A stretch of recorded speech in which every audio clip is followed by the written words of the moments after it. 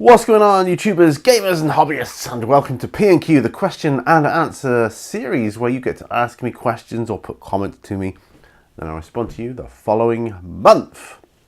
Alright, okay, so there's a few ways you can do this. You can pop your comments or questions down below in that comment section, which is the most common way, of course, or you can email me at miniwarzone@gmail.com. That will get you an anonymous response, and there'll be a link in the video description below. That's another way that seems to get the odd comment come through. Of course, sometimes things happen, get dropped in my spam or something. That has happened in the past. So, but as soon as I find them, I get to them. that's all I can say with that one. Sometimes somebody will make a video and ask a question on there, which used to be popular at one time. And if I see that, and I'll answer that here as well, or any point of interest which crops up. Sometimes I get asked questions in person, and then I think, that might be good to pop down here as well. So I'll do that. Anyway, enough of that jibber jabber. Let's get on with it, because I've got quite a few questions again. And before we get going, I want to say thank you, all of you, for your continued support. Really means a lot to me. Thank you so much. It really does. So let's keep this series going and keep it alive. So I have one email. So we'll start with that, and then the comments or questions or whatever from last month. I keep wanting to say week because it used to be a weekly series, but I think monthly is working out really well. So let's go. So the email says, "Hi Pete, or do you prefer Peter?" No, that's not my question. I like Peter. I like Pete. Depends on the circle of people I'm with, you know. I'm actually curious about the game of Dracula that you've got behind you when you do your On the Bench videos. Aha! What is it, and is it any good? Lol. Please keep up the good work, as I've only just discovered your channel, and these paint-along videos are really great, as I think they will help me immensely, as I have an awful lot of plastic to paint. Smiley face. Hey, you're welcome, sir. Looking at it right now, it's over there. Game of Dracula, it's a board game from my childhood. I'll put a link up there that you can check out from my board game playlist. I think I'll cover it. So, gonna look pretty silly if there isn't a link there. But yes, I'm pretty sure I did Game of Dracula, and I go into the board game and the company a little bit, and it'll tell you all about it there. Basically, it's a great game from my childhood that I love, and it's got a lot of sentimental value to me. So, that's why it's that, and we've obviously played it in the studio a few times. I keep meaning to think. I think the reason I've got it here is because I'm going to kind of future-proof it, like I'm doing with my Totopoly game at the moment. More on that in the future. That's it. Thank you for your email. Thank you. Right, so on to the comments from the last video then, and in no particular order. We're starting with Jonathan Laswell. I think that's how you pronounce your name. I hope it is how you pronounce your name. Correct me if I'm wrong. Says, neat video. Your buddy Nick is worried about your future, so I came here as my Christmas gift from him to you. Well, thank you, sir. Thank you. If you had the money and time, what unique character and lore-structured army would you be most interested in? Examples would be as much of the Cadian 8th led by Creed, or the Orcs of Armageddon as you can... or of the Orcs of Armageddon as you can fit on the table.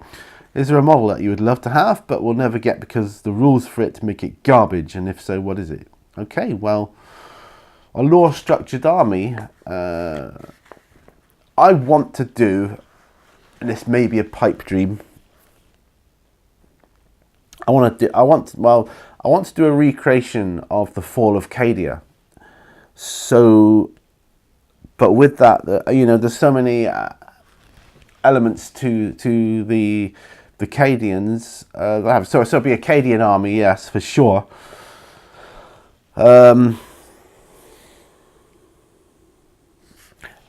I'm looking pretty daft because there was a couple of characters in that and I can't remember their names, but it would be the army from the Fall of Cadia, you know, where the demons came through and basically tore it apart and overran it, because it was always a thing of, well, Cadia will not fall. Cadia will not fall, but it did. It fell. But I would dearly love to do a recreation of that in here sometime. And the way I think it will go in a more practical sense is because Cadia is a whole planet, so I can just pick on little pockets or areas of Cadia and work on those battles and have an army for that. So I need a demon army, and I need my Cadian army, which is only small right now. But yes, that is one I would like to do. Is there a model I would love to have, but would never get it because the rules for it make it garbage? And if so, what is it? Yes, there is. It's the Hierophant, for the Tyrannid, the big, huge spidery thing from Forge of it. It's really garbage and very expensive points wise. Just does not make it worth it. I mean, I haven't even looked at it for so long. The last time I did it was like 1,000 points just for this, and it's not that scary. Scary to look at, but not rules wise. Sorry. Yeah, complete pants. But I might get one day anyway. Get the old Forge World thing, just so I can have it on the shelf. But I'll never play it ever. So it'll just be something for me to look at. Thank you for your questions. Much appreciated. Frost and Fists is next. Says, great episode, Pete. Over an hour of P&Q. That's absolutely fantastic. Yeah, I agree it is. I love doing it. My questions for this month are: 1. The recent codexes seem to have removed most Space Marine hero characters from bikes, and the incredible Iron Priest on Thunderwolf Idic Beer made for me is missing from the codex as well. This edition is all about the jump pack heroes. I know that you can still use the index entries, but I doubt these will be around forever. On top of that, we're a year in and my favourite character, Bran Redmore, is still missing. Have you ever lost the use of a model you really enjoyed during a rules change or edition change? No, I haven't, but I can really see how that would be frustrating. I can only imagine. I'd be devastated if I, got a model and, invested time and money and painted him up and everything else and had a great time, and then for them to say, oh, it's not in it anymore, he's gone, I'd be devastated. So yes, I can feel your pain with that, definitely. Yeah, I know the indexes won't be around forever, especially when you're playing multiple different opponents, so you've got to do that. I'm lucky, I suppose, in the sense that my small group are very laid back. Okay, 2. I'm thinking of using the classic... Excuse me. I seem to have a little bit of hiccups going on. Right. I'm thinking of using the classic White Wolf rules for a Fallout RPG. If you're not familiar, Fallout is a post-apocalypse world that had people enter Fallout shelters. And I'm not familiar with it, so thank you for explaining. The world is stuck in an apocalyptic, futuristic 50s kind of feel. Any advice you can offer a fellow GM for this kind of game? Take care, Pete, my brother, and may you have a prosperous new year, Wolf Brother Mephos. Thank you, sir. Wow. Any advice you can offer a fellow GM for this type of game? I think the White Wolf rules would work well for most genres. I like that D10 system they use. I think it'll work well for most genres. Because you just make sure you've got the right, have an appropriate skill set. That's the words I'm looking for on the character sheets. Things that are relevant to your world. Like I say, I don't know the Fallout thing. You've explained it a little bit here, but for instance, I'm exaggerating here now. It would be, I don't know, pointless to have computer skills in a like a Dungeons and Dragons-esque setting. So just make sure you tailor the skill set on the sheet correct. The more appropriate for that kind of thing. You could even as is the case with most of these type of games, you can make up skills and knowledge and lore that might seem appropriate for that. Maybe have one that will help you as a GM, like a particular knowledge of certain kind of lore that will be relevant to the world you're basing your game in. I think, yeah. Make sure all your players are well versed in the White Wolf rules, and I suspect they are, because that's why you're using the White Wolf rules to do it. And I'd be most interested to hear how you got on. That's if you haven't done it already, of course. You might have done it already, but yeah. Yeah, just make sure you know the setting and the game that you want to play, and make sure your players do too, or if they don't, at least one or some of them know it, and then they can help one another. That's my advice. That's the best advice I can give you anyway. Thanks for that. Great questions there. Thank you. All right, we're on to Stephen Green next. Hello, sir. He says, excellent video. Really feel your channel deserves more attention. Well, thank you. Thank you. It means a lot. That does. It means a lot. Keep it going, Pete. Yes, thank you. I will. First question. What kind of tea are you always slurping? That varies, sir. I don't actually... I don't have a cup of tea every day, and I hope I don't get dry throat today. Oh, dear. I don't have a cup of tea. I'm craving one now. What kind of tea am I always slurping? It's usually either... straightforward builder's tea, what I call builder's tea, which is like a generic tea with milk, no sugar. Or it's willow bark tea. That's my herbal tea of choice, because it has a lot of medicinal properties as well. Helps me with my restless legs and some other things too. It can help ease headaches and that. I find with the restless legs, I have to have about 4 cups of it a day though. The only trouble with is it's a bit of a diuretic, so it makes me go to the toilet more often than I would like. But there you go, swings and roundabouts. As an American, I feel my tea knowledge is probably lacking. Also, what's your favourite tea? Maybe it could up my painting game. Well, I have loads of different teas in my house. Some of the ones off the top of my head, I've got builder's tea, just normal Tetley or whatever. Got peppermint tea, different makes, raspberry tea, strawberry tea, ginger tea, ginger and lemon tea, green tea, Earl Grey, Lady Grey, chamomile.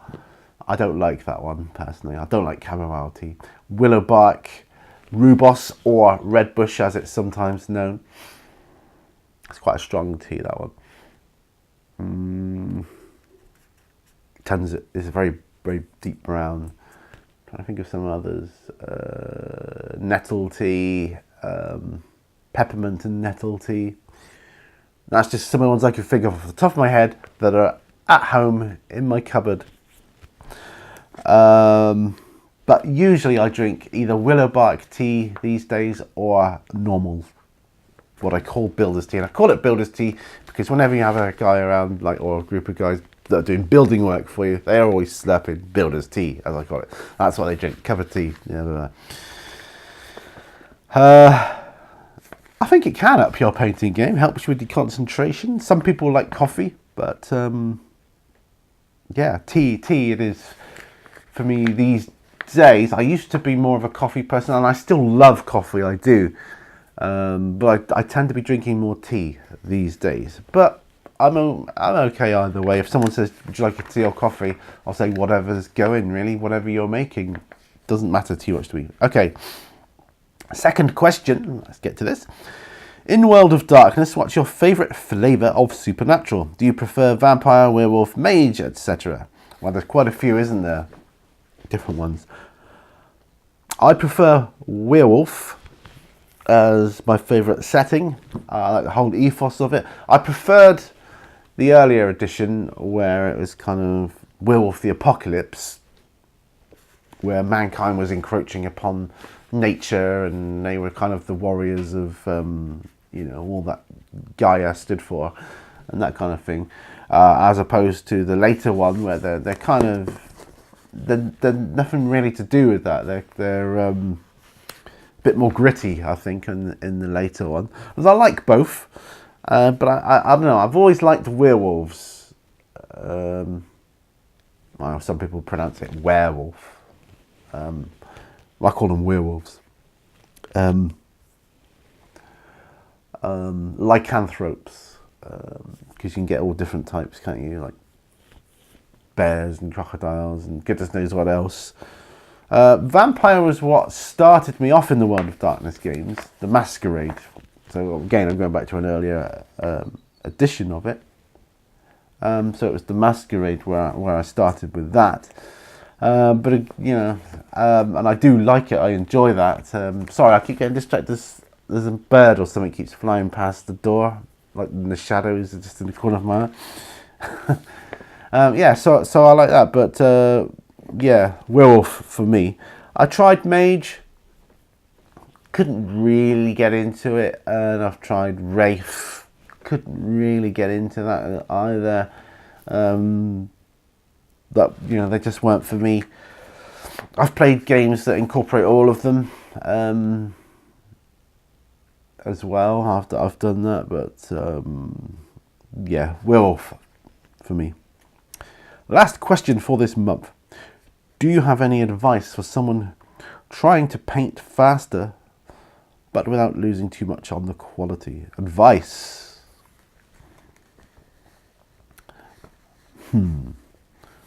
Without losing too much on the quality. It's difficult because, for instance, when you're trying to, we'll say speed paint. I'm not saying speed painting as such, but trying to just get things done. You set up a production line, don't you? Like, depends on what it is. And so you do all the skin, all the boots, all the metal, you know, and you do that. And I kind of do a similar thing. But even when I'm painting separate things, I'll look at the models I'm painting, and at the moment there's about 5 different types, or 6 maybe, you know, like, yeah, there's about a half a dozen different sorts of models I'm painting there. And I have a look at them thinking, right, okay, I'm going to be painting blues on this guy. Is there anything that I could paint on him that may be suitable for these guys as well? So I'll do that. So if I mix, you know, I'll thin down the blue I want, say for instance, and I'll do it. And I think, right, the other ones, is there any other ones that I have on the desk that need this colour? Yes, no. And if they don't, right, move on. The other thing I find is just put on these paint along videos. It won't make you paint faster, but it makes the time go quicker, and it doesn't seem such a long haul. So that's my advice there. I can't listen to music when I'm painting. I need dead quiet, or I need a paint along video where someone's talking in the background, and I just listen to what they're talking about, and I'm concentrating then on like doing the fine highlights. And before I know it, say take my Death Watch, because I love doing them, but I am also reluctant to start doing them because there's so many highlights on them, and it's weird because you think, well, they're basically black, but there's so many subtle layers of highlights on them to really make them look half decent. Otherwise, they look a bit meh, you know. And it just like, I don't want to do that, but I can if I'm watching, or listening rather, to a paint along video. That's the whole reason I started doing them way back when, was because I was hopefully talking to an audience, maybe not live, but I knew I was addressing somebody, and it felt like I wasn't alone, and that someone was with me, and we're both working to get our projects done. And it made the time go quicker. It make it seem quicker in here. My perception goes quicker. I can't give any advice really technical tips on how to paint faster. I think you just paint at your own speed. Don't try and paint fast. Don't try and paint fast. Don't try and paint slow. Just paint at your own speed. Whatever is your most comfortable zone, stick to it. But do things like, for me, just put something on in the background to make my comfortable zone seem to pass by quicker. That's the best I can offer. Thank you for your question, Stephen Green. Brilliant. Yeah. Right. Next we have JS Idaho, who says, "Hi Pete and Happy New Year." Happy New Year to you too, sir. Do you think GW will actually release Plastic Sisters of Battle, or are they just dangling the carrot? Also, are there any Space Marine chapters you would like to see represented with transfers and or sculpted details? Thanks again, take care. I'm hoping they're all these Sisters of Battle. I mean, I think they will. What would the kind of beta codex from the chapter approved? I think they will.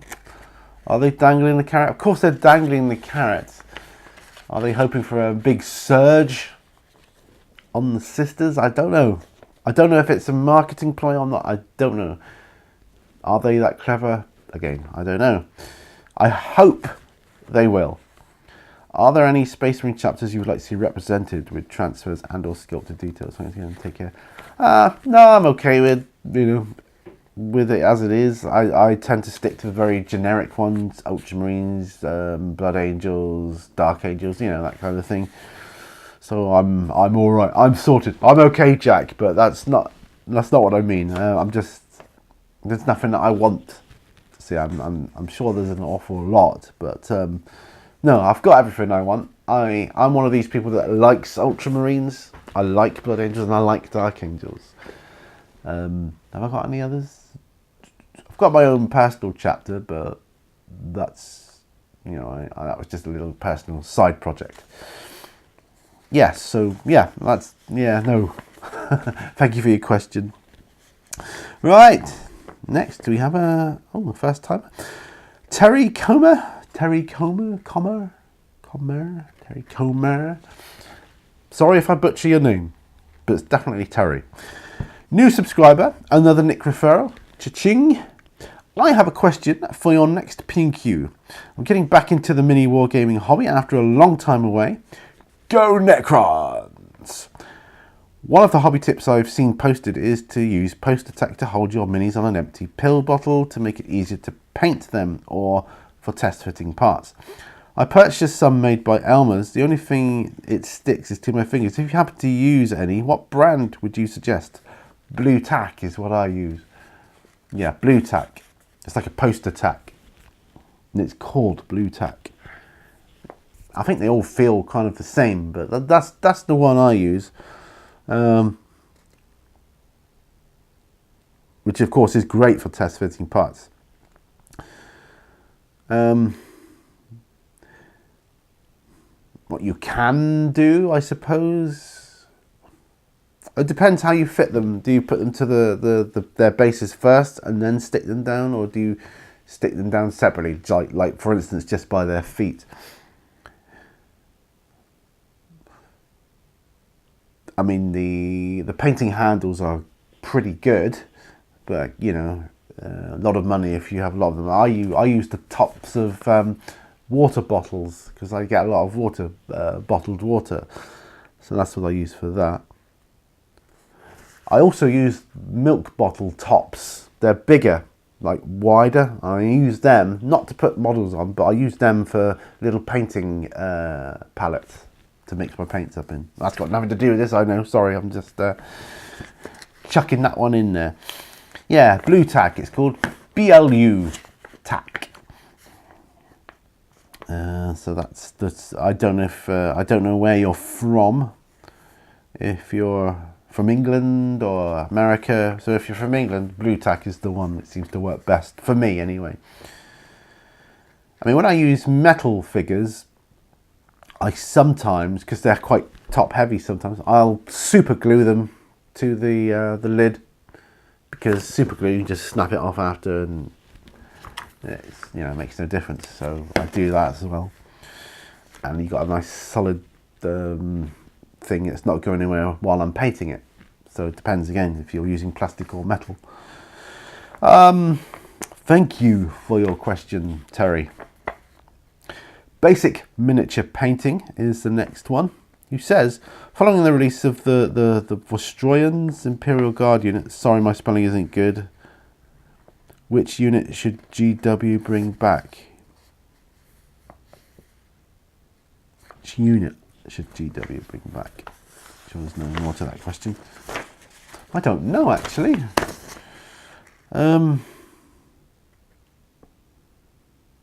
What?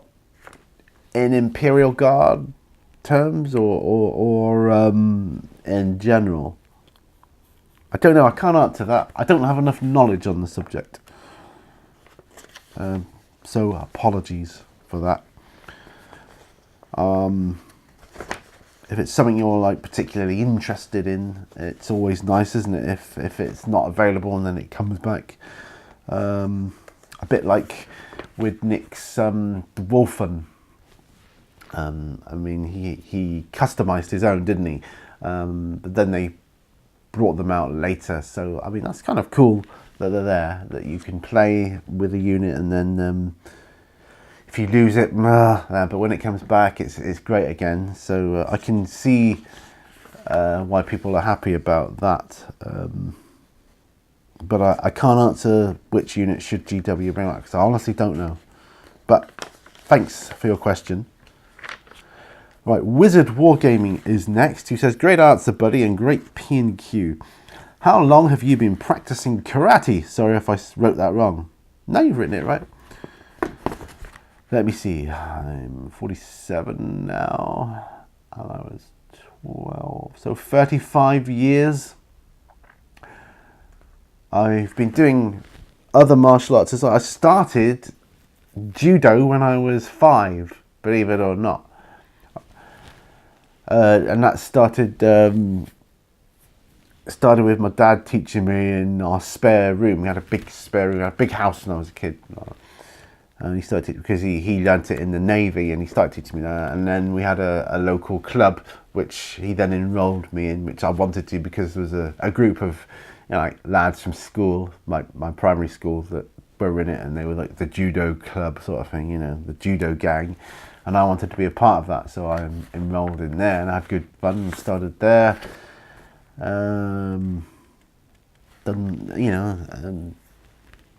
Over the years, done Aikido and Chow Mantis and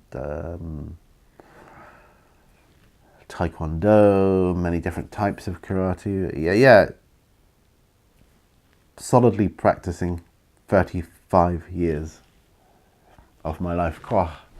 Makes me sound old. Makes me feel old, actually. But yeah, a long time. 35 years is the answer. Thank you for your question. Okay, Idic Beer 40k, the man, the myth, the legend. Really enjoyed that, Pete. So pleased the shout helped. Oh yes, didn't it just? You seem to have enjoyed that one. Hee hee. Okay, so in 2019, I would have been on YouTube for 10 years. How do you think I should celebrate? PS, shared in the Unification Facebook group for you. Thank you. PPS, I think this video had the most shout-outs I've ever had in it. Lol. Wow, thank you, Mr. Edic Beer 40k. 10 years on YouTube, eh? How do I think you should celebrate?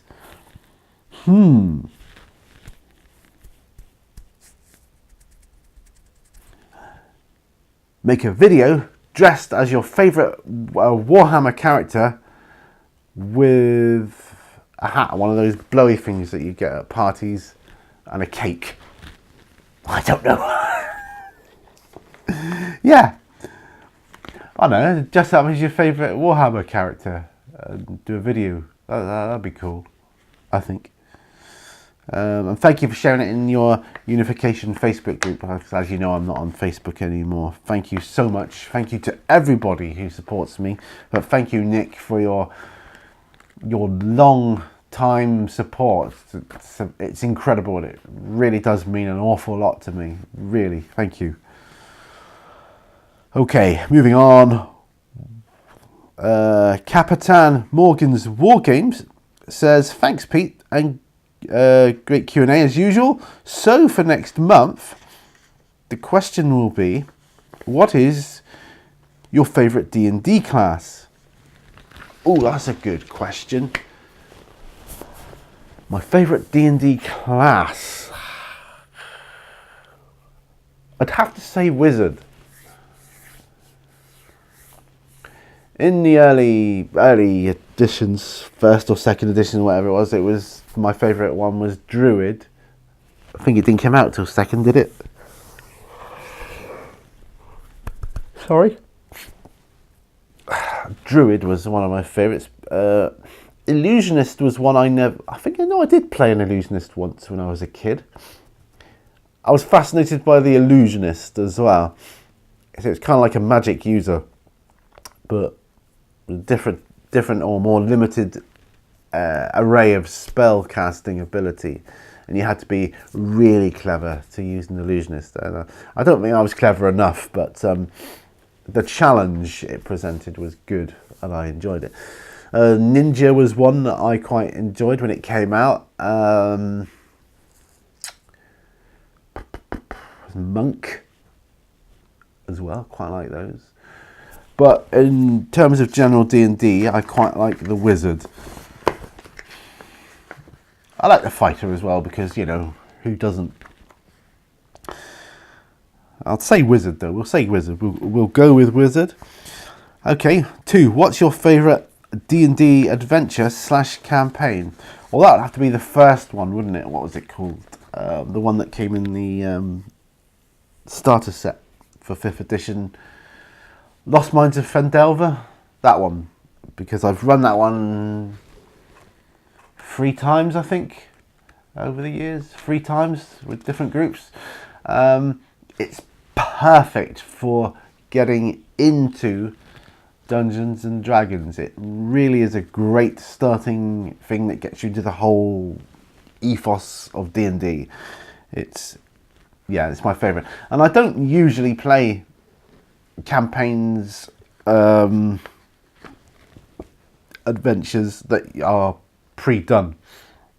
Usually just home-brewed. But yeah, with that one you can't go wrong. It's so easy to run, and it's easy to understand and go through. As a beginner, I think I've had good feedback from other players from it, saying how good it was for them to get them into the game. So yeah. As a kid, we did play through several adventures. Just checking the time that were pre-bought, because this is a time when I was at school with my friends and we played D&D, and we used to get pocket money. And whenever we played a game, we used to put just a little bit, like a 50p or whatever, towards the game. And then when we had enough as a group, our dungeon master would buy like an adventure, or these prepaid ones, and then run it for us, which we were perfectly happy to do. But yeah, I'd have to say at the moment it's Lost Mines of Fendelver, and I don't know enough about the other ones that are out there to comment. Sorry about that. Dear. Yep, 34 minutes. My wife came in. Right, okay. Who Took My Dice? Miniature Wargaming is next. It says, awesome video and great responses. Questions. What other war games would you recommend? Who is your favourite miniature maker? Keep up the awesome work. Thank you, sir. Okay, what other war games would I recommend? Well, depends on what scale of game you're looking for. If you're looking for something, as epic, like big as Warhammer, you'd probably have to go historical. Maybe something like Bolt Action or something like that, or Flames of War. But in terms of like the fictional stuff, that's tricky. I'm getting into skirmish games now, as you know, because It's a cheap startup, and you can get into the game pretty quickly. You don't need many miniatures, smaller tables, all that kind of stuff, all that good stuff. And I just like it. Games like Strontium Dog. The Batman game was quite good, or that was another one. Things like that. I mean, Necromunda was good, but it's still, it's not a, it's, I don't know, it's still, it feels like we're playing Warhammer when I play Necromunda. It still feels like I'm playing just a small, like, kill team, really. I don't know other games like, say, Alien vs Predator. I think the Doom game may be quite good, from what I've heard. Miniature games. I mean, I love Congo. That's a kind of fictional game, but based on real history, as it were. So Congo. If I can remember, I'll put a link to something Congo related up there. Depends what your interests are. I mean, if you like Second World War, then go bolt action, that kind of thing. I can't think. There's several futuristic ones, but I can't remember their names. My favourite miniature maker has got to be Reaper, as well as Citadel. Reaper and Citadel, they're my favourite miniature makers. I mean, Reaper just do fantastic models, because my main interest outside of wargaming is D&D, really, role-playing. And Reaper do the best selection of models for my taste, so that's what I would recommend for those. Thank you very much for your questions. Okay, William Kubi says, well, okay, question, if sisters, will you do? Yes, I probably will. Some non-GW minis, if look good. Maybe, I've seen some good ones that you can get that look very Sisters of Battle-esque. And nope, no Mr. Beer sent me. And last, have a good 2019 or MMX1X, which is the Roman numeral equivalent. Heck, first time did it. For next time. And treat the pups. I will always treat them, but they're not pups. They're actually 13 years old, They look like pups, though, don't they? I have to admit. And they act like it sometimes. Sometimes. Thank you, William Kubi. WG Revival says that was quite the show. The switch to monthly is going well. Yes, it is. Thank you. Thank you, sir. Jimmy Mack says, drink. I would if I had it. Okay. Any free KO? Is that how? Says first. Oh, you must have been the first commenter. Any free KO? Also, do you do conversions? I do. Very small scale. Maybe that would be a future project to try and push myself past my comfort zone on converting, because when I see conversions done by good people out there that are good at it, they look fantastic, and I think, wow, I wish I could do a conversion as good as that. I'm just scared about cutting into models that I've paid a lot of money for, and I need to lose that. I need to be able to do it. I think maybe try and do a conversion that someone's already done and copy it to see the process and how their mindset works with what they're thinking of how to convert. Yeah, but I do small conversions, mini ones. 36 says, question directed from Idic Beer 40k. With the new chapter proof that just dropped, how has this affected your armies? Have you lost entire units due to increased point costs, or have you taken units that you don't normally take because you can afford the points now? It hasn't really affected me, to be honest, because my very, very small group, we're just so laid back. We just, I'll be honest with you, we still use the indexes on a lot of the stuff. And was it the last game I played? so long ago now. I'm trying to think. I played a game. Oh, what army was it? Because I've got quite a few armies. Tyranids, I think, and I used the index. And I've got the codex, so we're just like, oh yeah, we'll just have a laugh, you know. It's good. So no, it hasn't affected me that way, and I haven't got chapter approved myself as yet. Just haven't had the funds to do it, but yeah, I probably will, because I want to have a closer look at the Sisters Codex. And last question comes from Wargaming with Gary. It's a good job I put that update up to say don't forget to get the... I'm going to be filming P&Q basically, and get your questions in if you want to. Do you know I had a dislike on that?